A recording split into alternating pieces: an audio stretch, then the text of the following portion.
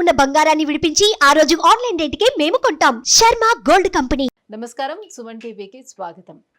2025 ఆంగ్ల నూతన సంవత్సరం ద్వాదశ రాశుల వారికి నవగ్రహాల సంచారం ఆధారంగా ఎటువంటి ఫలితాలు ఉంటాయి, ఎటువంటి పరిహారాలని పాటించుకోవాలి, ఈ విషయాన్ని తెలియజేసేందుకు మనతో పాటు ఉన్నారు ప్రముఖ జ్యోతిష రత్న, జ్యోతిష చక్ర వైభవ నిపుణ డాక్టర్ రాళ్లపల్లి రవికుమార్ గారు మనతో పాటు ఉన్నారు. గురువుగారిని అడిగి తెలుసుకుందాం.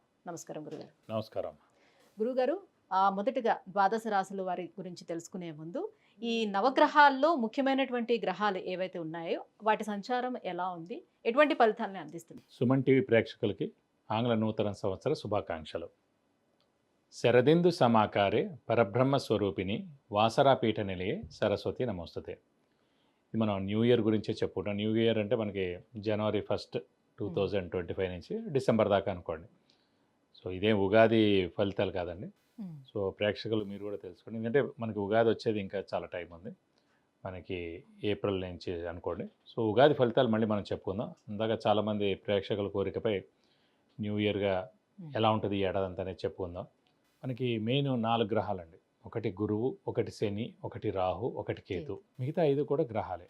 చంద్రుడు అనుకోండి ప్రతిరోజు ఒక నక్షత్రం నుంచి ఇంకో నక్షత్రం మారిపోతాడు. సో ప్రతిరోజు మనం చెప్పుకోలేం జాతకం అనేది. సో ఒక రోజు ప్రతిరోజు నడుస్తున్నందుకు ఈ చంద్రుడు మనం ప్రతిరోజు ఒక పాయింట్ ఏం చెప్పలేం, కొత్తగా పాయింట్ వెంటనే ఇప్పుడు జాబ్ వస్తుంది, వెంటనే పెళ్ళి అవుతుంది, సంతానం కలుగుతుంది, ఇవన్నీ ఒక రోజులో జరిగేవి కాదు. సో అలాగే మనం బుధుడు తీసుకున్న 20 రోజులకి ఒక రాశి నుంచి ఒక రాశి మారుతాడు. అలాగే శుక్రుడు తీసుకుంటే 20 రోజుల నుంచి ఇంకో రాశిలోకి మారుతాడు. కుజుడు తీసుకుంటే 45 రోజులు. అలాగే మనం ముఖ్యంగా శుక్రుడు తీసుకుంటే 20 రోజులు. సో రవి ఒక్కటి నెల రోజులు, కుజుడు 45 రోజులు.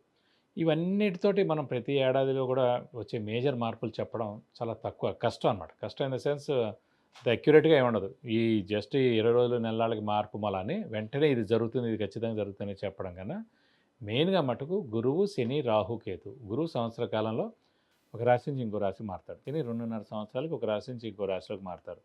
రాహుకేతులు ఇద్దరు కూడా ఛాయాగ్రహాలు, ఎప్పుడూ ఆపోజిటే ఉంటారు కాబట్టి వాళ్ళిద్దరు కూడా ఒక రాశి నుంచి ఇంకో రాశికి మారడానికి ఏడార్థం పడుతుంది అన్నమాట. వీటిని ఆధారం చేసుకుని చెప్పాలన్నమాట ముఖ్యంగా ఏ విషయం జరిగినా కూడా. కాబట్టి ముఖ్యంగా గురువు వచ్చేసి మనకి 15 మే 2025 నుంచి మనకి ముఖ్యంగా మిథున రాశిలోకి ప్రవేశిస్తున్నాడు. అలాగే శని 30 మార్చ్ 2025 నుంచి మీన రాశిలోకి ప్రవేశిస్తున్నాడు. ఇక రాహుకేతు ఇద్దరు కూడా సేమ్ డేట్ 18th మే 2025 నుంచి మనకి రాహు కుంభరాశిలోకి వస్తాడు. అలాగే కేతు సేమ్ 18th మే 2025 నుంచి సింహరాశిలోకి కేతు వస్తాడు. ముఖ్యంగా మొన్న కూడా చెప్పుకున్నాం మనం, అక్టోబర్ 20 తారీఖు నుంచి కుజుడు నీచలో ఉన్నాడండి. సో ఈ కుజుడు నీచత్వం 21 జనవరి 2025 వరకు ఉంది. అంటే ఈ జనవరి 2025 21 తారీఖు దాకా ఉంది. మళ్ళీ ఇంకొకసారి 3rd ఏప్రిల్ 2025 నుంచి 5th జూన్ 2025 వరకు కుజుడు నీచలో ఉంటాడు. సాధారణంగా ఈ కుజుడు మెయిన్గా న్యాచురల్ కెలామిటీస్ కారకుడు, అంటే ఎర్త్క్వేక్. లాస్ట్ టైం మనం ఎందుకో చెప్పుకోలేకపోయాం, ఈ న్యాచురల్ కెలామిటీస్ అనే వర్డ్ వాడడం కానీ చెప్పుకోలేకపోయాం. సో ఎర్త్క్వేక్ కానివ్వండి, మేజర్గా తుఫాన్లు కానివ్వండి, పంచభూతాలు ఏవైతే సృష్టిస్తాయో నీరు ద్వారా కానివ్వండి, భూమి ద్వారా కానివ్వండి, లేకపోతే ఫైర్ అగ్ని ద్వారా కానివ్వండి, సో ఇలాంటి ఈ పంచభూతాల సాక్షిగా ఏదైనా ప్రళయం సంభవించేందుకు అవకాశం ఉన్నాయి. ఇది కాకుండా కుజుడు మెయిన్గా కారకుడు. ఎలక్ట్రికల్ అనుకున్నాం, ఫైర్ ఏదైనా అంటుకోవడం కానీ, సెక్యూరిటీ కూడా కుజుడే అండి. అలాగే సెక్యూరిటీ ల్యాబ్స్ అవ్వడం కానీ, షార్ట్ సర్క్యూట్ అవ్వడం కానివ్వండి, మెయిన్గా వెహికల్ యాక్సిడెంట్స్, అలాగే ఫ్యాక్టరీలో పనిచేసే వాళ్ళు వర్కర్స్ ఉంటారు, ఇండస్ట్రీలో పనిచేసే వర్కర్స్ ఉంటారు, అక్కడ ఏమైనా పేరడం కానీ లేదంటే అంటుపోవడం కానీ. ఇదే కాకుండా ఈ ఎన్కౌంటర్స్ ఇవన్నీ కూడా జరుగుతుంటాయి. ఇలాంటి చోట్ల కూడా అనవసరంగా మన పోలీసులు కూడా కొంతమంది చనిపోవడం జరుగుతుంది, అలాగే ఆర్మీ వాళ్ళు కూడా కొంతమంది చనిపోవడం జరుగుతుంది.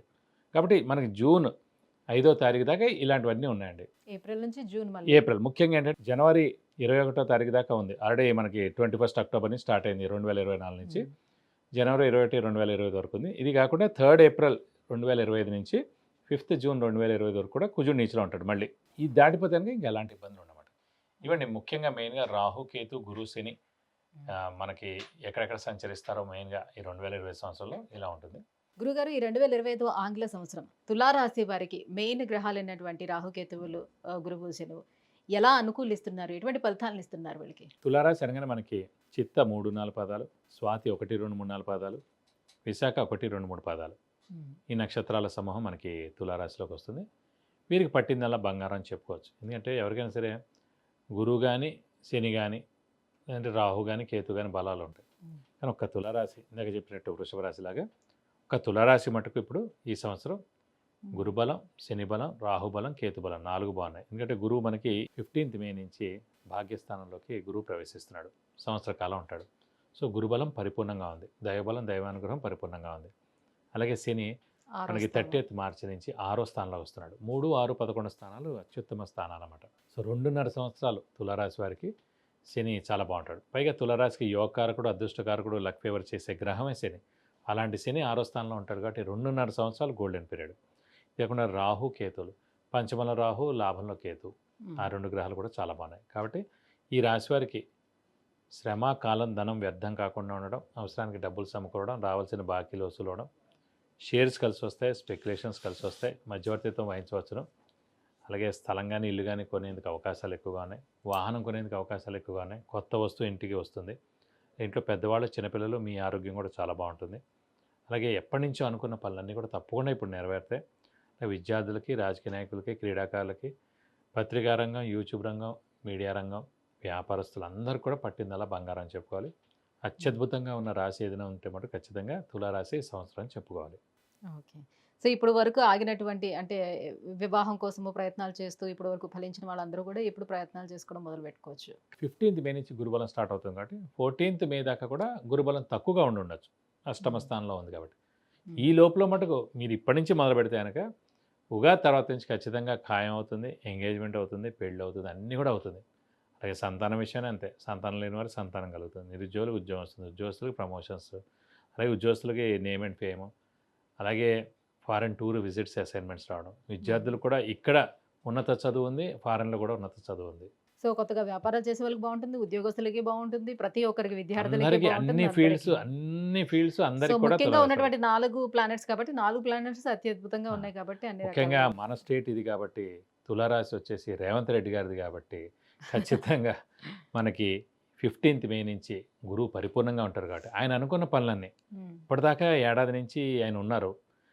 లాస్ట్ ఇయర్ మే నుంచి గురుబలం తక్కువగా ఉంది. మే నుంచి గురుబలం కూడా వస్తుంది. శని బలం ఎంత ఉన్నా కూడా గురుబలం కూడా తోడవుతుంది. సో దైవబలం ఎప్పుడైతే తోడవుతుందో మనం అనుకున్న పనులన్నీ కూడా నిరాటంకంగా కొనసాగుతాయి. ఎవరు అడ్డు ఆటంకాలు కూడా ఉండవు. కాబట్టి 15th మే నుంచి మనకి రేవంత్ రెడ్డి గారే ఎక్స్ట్రాడినరీగా ఉంటుంది. ఆయన పాలన కూడా అత్యద్భుతంగా ఉంటుందని చెప్పి. అయితే ఇంకా ఏమైనా పరిహారాలు పాటించాల్సిన అవసరం వీళ్ళకి ఉంటుందా? అంటే తులారాశికి ఒక్క పంచమ స్థానంలో రాహు ఉన్నందుకు అమ్మవారిని ఎక్కువగా ఆరాధించడం, సుబ్రహ్మణ్య స్వామిని ఎక్కువగా ఆరాధిస్తే సరిపోతుంది.